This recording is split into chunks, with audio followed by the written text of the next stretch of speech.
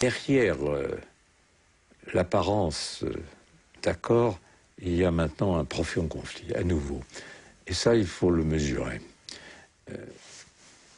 Au cœur des droits de l'homme, il y a la question de l'universalité. Et je vais être très simple, très clair, il ne peut pas y avoir de droits de l'homme sans universalité. Tous les hommes ont droit au respect des droits de l'homme. Tous les hommes, à cet égard, peuvent revendiquer le bénéfice des droits de l'homme, où les droits de l'homme valent pour tous les hommes, où ils ne sont pas les droits de l'homme. François Zimeray, vous vouliez réagir là-dessus? Oui, c'est vrai. Et l'universalité, dans les dernières années, elle est en recul. Elle est en recul. Elle est en recul partout où on justifie la torture au nom du droit à la sécurité. Elle est en recul partout où, au nom du droit à la tradition ou à la religion, on justifie qu'il soit réservé aux femmes un statut dégradé. Elle est en recul parfois, chaque fois que l'on cède devant cette question dérangeante qui nous est posée dans ces instants. C'est au nom de quoi voulez-vous maintenant nous imposer vos valeurs? Comme si cette universalité devenait nos valeurs occidentales imposées, alors que ce sont des valeurs de l'humanité partagées. Mais moi, je voudrais apporter une réponse à ça.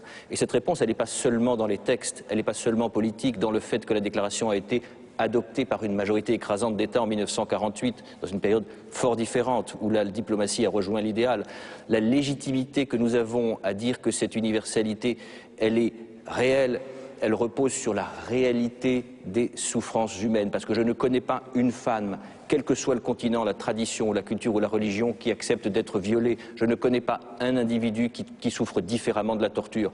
Les droits de l'homme sont universels parce que l'homme est universel, que ses souffrances sont universelles et que partout il a droit à la même dignité. Das Problem mit den Menschenrechten, mais le problème des droits de l'homme, c'est que nous n'apprenons pas à différencier là où le droit, où les droits de l'homme ne sont pas respecter, ça a différentes formes. Il y a la barbarie, l'Holocauste, ou les crimes des dictatures communistes, vous avez le Rwanda, etc.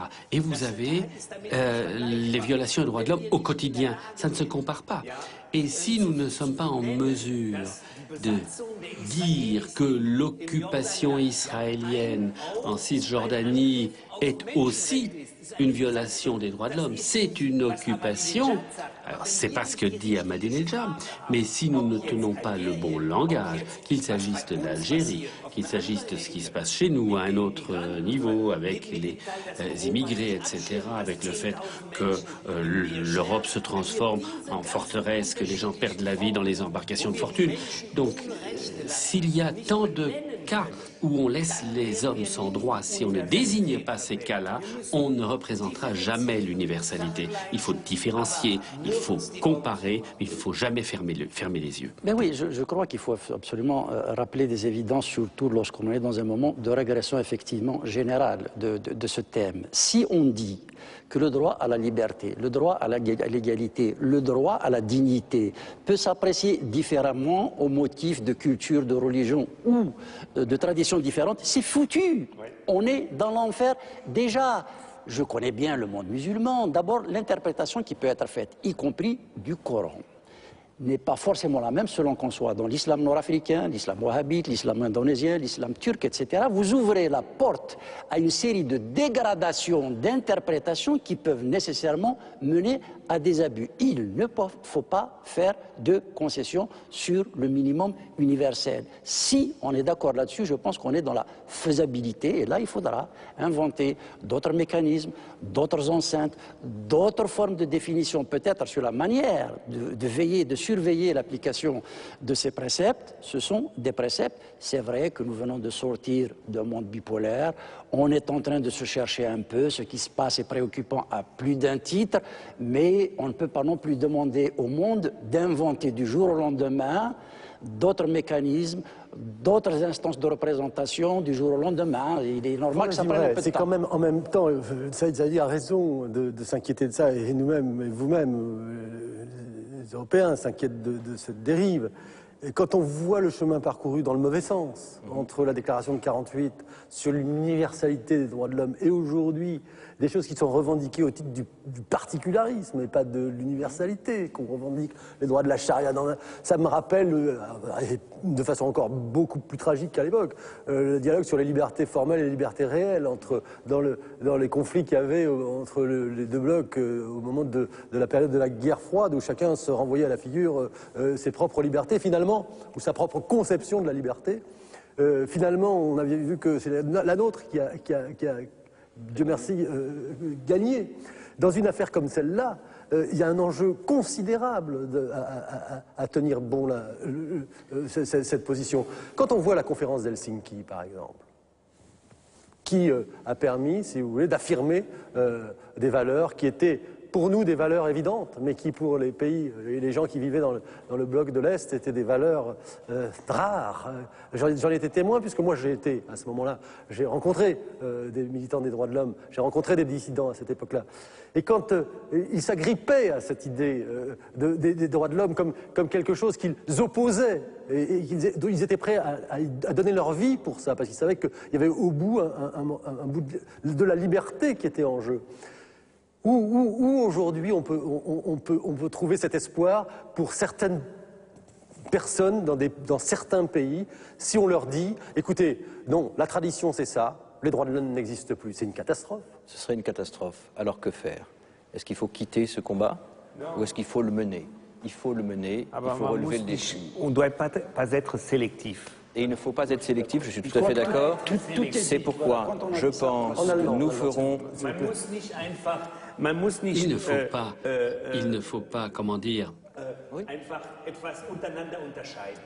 différencier. On n'a pas le droit de distinguer. Il faut tout instruire. Personne ne peut simplement se prononcer sur la validité de tel ou tel droit de l'homme. Tout le monde doit s'y soumettre. Et ce qui manque aujourd'hui, on parle de procédure, on parle d'instance, mais on ne progressera pas si on ne s'accorde pas pour construire un outil qui soit le reflet fidèle et officiel de l'ensemble des atteintes aux droits de l'homme dans le monde et qui empêcherait justement cette focalisation obsessionnelle, ces détournements pudiques, ce que vous dénoncez à juste titre d'ailleurs. Et cet outil-là, c'est le préalable. C'est pas tant de procédure qu'il s'agit, mais réellement accepter l'idée qu'il y ait une cartographie disponible pour chacun, juste et sincère. On en est encore loin. Ça, c'est un énorme chantier de la diplomatie. Faire une lecture honnête et effectivement universelle. L'outil est une condition nécessaire, elle n'est pas suffisante. L'Arabie saoudite est le meilleur exemple. Pour des raisons de réalpolitik que je peux comprendre, pour des raisons de réalpolitik, nous avons toujours fermé les yeux sur ce qui se passe en Arabie saoudite. Ou prenons l'Égypte. L'Égypte, autre excellent exemple. L'Égypte est notre allié. Dieu qu'il y a de violations des droits de l'homme en Égypte, c'est épouvantable. Ça commence par dire les choses. Camus disait « mal nommer les choses, c'est ajouter au malheur du monde ». Et je crois qu'il faut nommer les choses, il faut les dire, et il faut les dire de façon irréfutable, acceptée par tous, expertisée. Et ça, c'est un enjeu important. François Zimret, parce qu'il y a un problème politique. Il y a un problème politique, on l'a vu dans le film de Fiammetta Devener et de Caroline Fourest. Il y a un problème politique, c'est qu'il y a des drôles de coalitions qui se fabriquent au niveau du Conseil des droits de l'homme. Des coalitions contre nature, j'allais dire, entre la Chine, entre la Russie, entre Cuba, pour appuyer des déclarations de l'OCI sur la question de la diffamation des religions. Qu'est-ce qui se troque? Quel est l'intérêt de ces pays anciens communistes, comme la Chine, de faire alliance sur la question de la diffamation des religions avec les pays de l'organisation de la conférence islamique? Mais on est dans le grotesque absolu. René Cassin, dans le préambule de la Déclaration universelle des droits de l'homme, parlait de la famille humaine. L'universalité, c'est un mot compliqué, mais la famille humaine, on comprend. Et ce qui est frappant, effectivement, c'est qu'à l'heure, moi je suis très frappé de voir qu'au moment où se développe cette idée de village global, l'idée de famille humaine, elle disparaît. Et au profit de quoi? De solidarité régionale, de solidarité de chefs d'État de temps en temps, ou carrément continentale. C'est les valeurs asiatiques qu'on nous a objectées, que le régime birman nous a objectées lorsqu'on a voulu apporter de l'aide et que cette aide n'a pas pu débarquer parce qu'il fallait qu'elle transite par un port asiatique et qu'elle devienne une aide asiatique. concept d'aide ethnique. C'est lorsqu'on a voulu une police internationale au Darfour, dans un premier temps, le refus de toute intervention, puis finalement l'acceptation, mais à la seule condition que sous les casques bleus, ce soit des soldats exclusivement africains. Concept de police internationale ethnique, l'universalité recule également. Donc effectivement, au moment où on parle de village global, au moment où se développe la toile, où le monde est de plus en plus ouvert, eh bien, en même temps, on assiste paradoxalement à ce rétrécissement, à ce régionalisme et ce repli identitaire qui est une menace terrible, un poison sur l'universalité des droits de l'homme. François Zibré, je vous propose, si vous voulez, maintenant de finir par ce par quoi nous avons commencé, c'est-à-dire sur l'actualité, et donc de revenir là maintenant, je veux dire sur la suite du film, c'est-à-dire sur les questions qui étaient posées par Caroline Fourest et Fiametta Wener, sur qu'est-ce qui allait se passer. On sait maintenant ce qui s'est passé, le public le sait en partie aussi, mais nous on va faire entrer le public dans la coulisse de ce qui s'est passé hier. Au Conseil de l'Europe, nous avons suivi toute la journée, si vous voulez, ce qui s'est passé dans cette enceinte. Ça s'appelle Scandale à Genève. C'est un reportage de Stock pour Arte. Il est signé Sophie Jeannot, Fabrice Buchert et Emmanuel Lecomte. Je vous propose de regarder, essayer de plonger intime dans ce monde du Conseil des droits de l'homme. Curieux. Regardez. Aujourd'hui, et on a eu la même intuition. Je vous ai dit... Après ce discours, après cette journée hier, passée dans cette enceinte, j'avais le sentiment qu'on était entré dans tout ce qu'on craignait, c'est-à-dire le conflit des civilisations. Et vous m'avez dit, j'ai senti exactement la même chose hier. Nous sommes tombés dans le piège tendu par Ahmadinejad. Il nous a tendu un piège, il a fait tout ce qu'il voulait faire, et maintenant, toutes les parties essayent de légitimer leur comportement. Alors bien sûr, les victimes de l'Holocauste, de la Shoah, sont des victimes du crime absolu. Et il faut bien sûr toujours le répéter contre un tel fou. Bien sûr, on peut aussi citer les victimes des dictatures communistes. Mais le problème, c'est que Ahmadinejad se présente comme le héros de la rue arabe, des ghettos, des banlieues. Et ça, il faut le comprendre. Il faut le comprendre. Il ne s'agit pas toujours de dire « nous avons raison ». Non. Ce qu'il faut, c'est comprendre pourquoi nos valeurs, nos valeurs sont universelles et pourquoi nos valeurs universelles valent aussi pour ces peuples-là. Et le problème, c'est que beaucoup de peuples dans le monde ont le sentiment que ces droits universels ne s'appliquent pas à eux. Et ça, c'est notre défaite. Il faut en prendre conscience. Et là, vous avez un Ahmadinejad qui vient et qui dit « on va faire la guerre des civilisations ». Saïd Sani, vous êtes d'accord avec cette façon de poser le problème de Daniel Cohn-Bendit, qui est toujours quand même de dire « effectivement, il y a ça, c'est condamnable, mais c'est quand même toujours au fond de notre faute ». Non, je ne serais pas... Non, mais c'est pas ce que j'ai dit. Non, j'ai pas dit que c'est notre faute. J'ai pas dit que c'est notre faute. J'ai dit que le monde est ainsi fait, c'est que les hommes ne considèrent pas ces droits comme s'appliquant à eux. C'est quand même un problème. Je serais assez d'accord sur le fond, mais je nuancerais un peu. Si mon pays, pour revenir à l'Algérie, est devenu un terrain vague alors que beaucoup le destinaient à être la Californie de la Méditerranée occidentale, c'est d'abord de notre faute. On ne peut pas dire, à part ça, que les tenants de la culture universelle nous aient facilité la tâche. On n'a pas demandé à être aidé, on a souvent demandé à ne pas nous empoisonner la vie. Lorsqu'un chef de l'État proche de notre pays s'empresse de saluer une fraude électorale burlesque dans la demi-heure qui suit la forfaiture, ça pose problème. On aurait pu attendre. Félicitations de Nicolas Sarkozy. Entre autres. Ça, je dois dire que ça a été amorti par le Quai d'Orsay qui a refusé de commenter les résultats et la manière dont a été menée cette opération. C'est bien le moins qu'on pouvait entendre. Les Américains ont été beaucoup plus courageux. Ils ont exprimé leurs inquiétudes, pour ne pas dire leur indignation, sur le fait que l'opposition, et mieux sur le fait que même les individus, les personnages les plus respectables du régime, ont refusé de s'impliquer derrière cette opération dont je pense qu'elle n'a pas fini de produire. Pendant longtemps, ils ont eu la même attitude avec l'Arabie Saoudite. Enfin bon. J'observe qu'ils évoluent mieux que d'autres, et je m'en réjouis. Ce que je veux dire maintenant, c'est que moi je pense qu'on est dans un moment critique, un moment charnière, on est sorti du monde bipolaire, on n'est pas rentré dans un autre monde, c'est la définition même de la crise. Il n'y a pas que du négatif, il y a des luttes démocratiques qui sont en train de se mener au sud, on ne les voit pas souvent, on ne les entend pas assez, mais elles existent.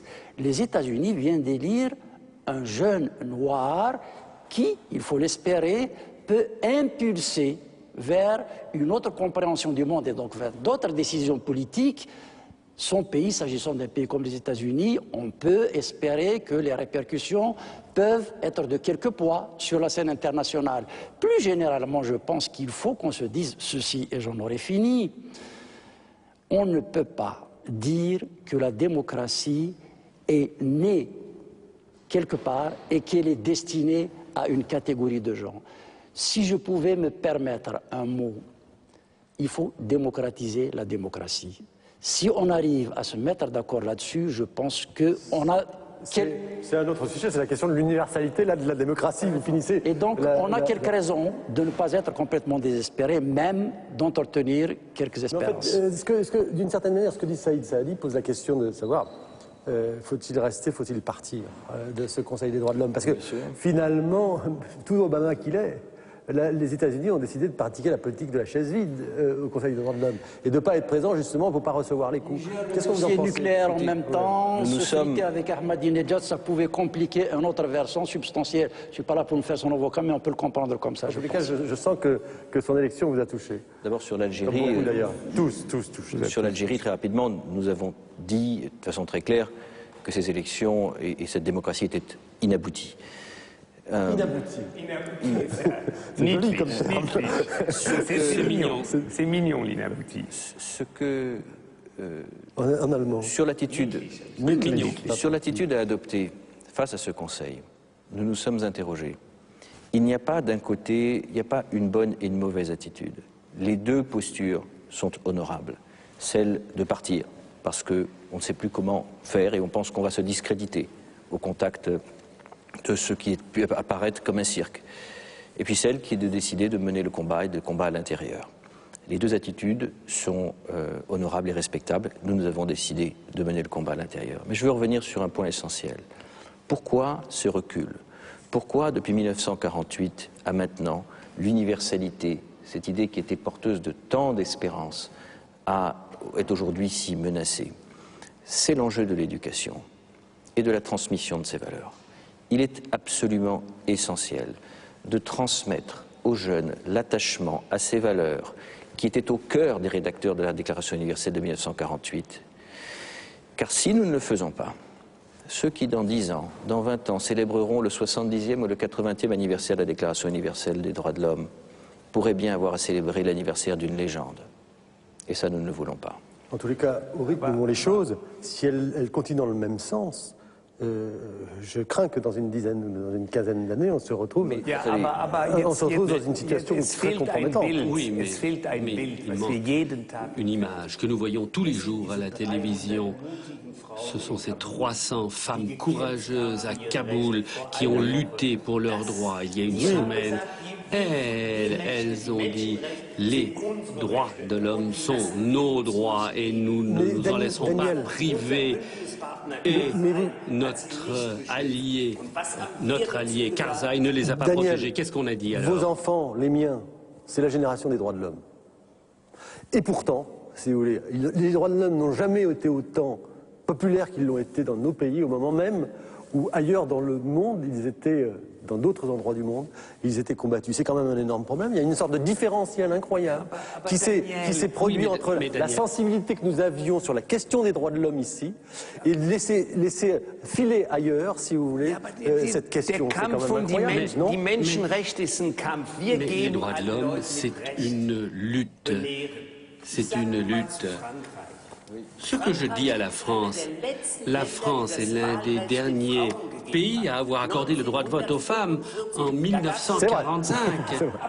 Mais il faut le dire. C'est une lutte et c'est une lutte et il faut se situer avec la perspective de la longue histoire et je ne peux pas laisser et de la difficulté et nous avons décidé de le relever ce combat et je dois dire c'est pour moi très important qu'Ahmadinejad n'est pas le gagnant de cette conférence de Genève, que le texte qui a été adopté aujourd'hui est une gifle parce qu'il est en rupture absolue avec ce que voulaient nous faire inscrire Ahmadinejad et les siens. Merci. Messieurs, merci. Je vous remercie d'avoir été disciplinés dans ce débat, parce que c'est un débat très large. On ne traîne pas souvent de cette manière, c'est-à-dire en profondeur, et pas sur les déclarations d'intention. Je vous remercie de m'avoir aidé à essayer de faire de la pédagogie auprès du public sur cette question, parce que, évidemment, c'est une question extrêmement importante. On l'a vu cette fois-ci. On a vu ce à quoi elle touche. Voilà. Merci à vous. Cette émission en direct touche à sa fin. Nous vous remercions de l'avoir suivi. Et pour en savoir plus, je vous donne rendez-vous sur le site d'Arte.